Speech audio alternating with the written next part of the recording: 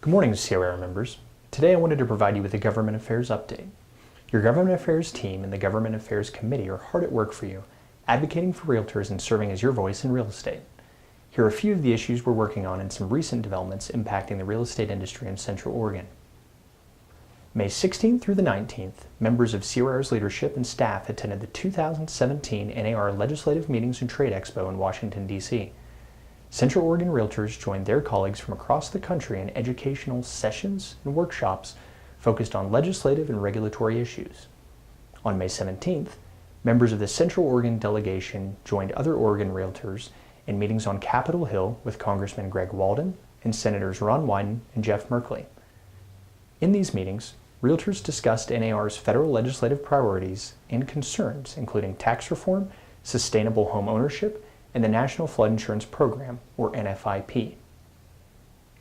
If you've been following the 2017 session in Salem, you know that there are bills in play that could significantly impact real estate in Oregon. If you've been watching your email, you also know that OAR is hard at work this session, fighting for you and your clients on key pieces of policy in the legislature. June 2nd was the deadline for committees to move bills to the full Senate. Those still in committee expired. One bill of concern that survived the June 2nd deadline is the controversial Landlord Tenant Bill, or House Bill 2004A. Last Wednesday, the Senate Committee on Human Services voted 4-1 to make changes to the bill. The most significant change denied cities the authority to impose rent control. Instead, senators added a limit on the frequency, but not the amount of rent increases allowed per year. Landlords would be restricted to raising the rent once per year, but they could increase the price of rent by an unlimited amount. The bill passed by the Senate House in April now heads to the Senate floor for a vote. The Senate changes also would need House approval.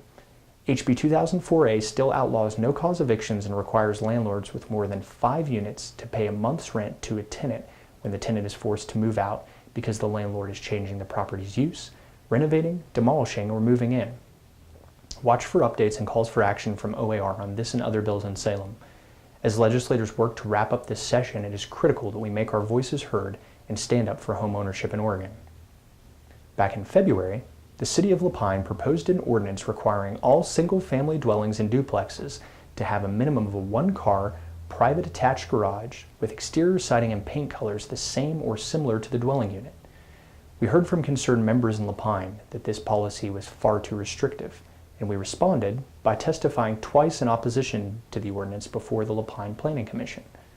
We also wrote letters to both the Commission and the Lapine City Council, the latest of which came in advance of a council vote on the policy. I'm happy to report that on May 10th, the Lapine City Council voted not to pass the ordinance.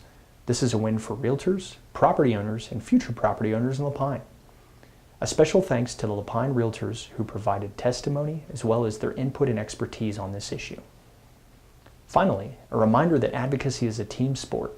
Your participation in calls for action, committees, and other roles within COR helps us ensure you have a seat at the table.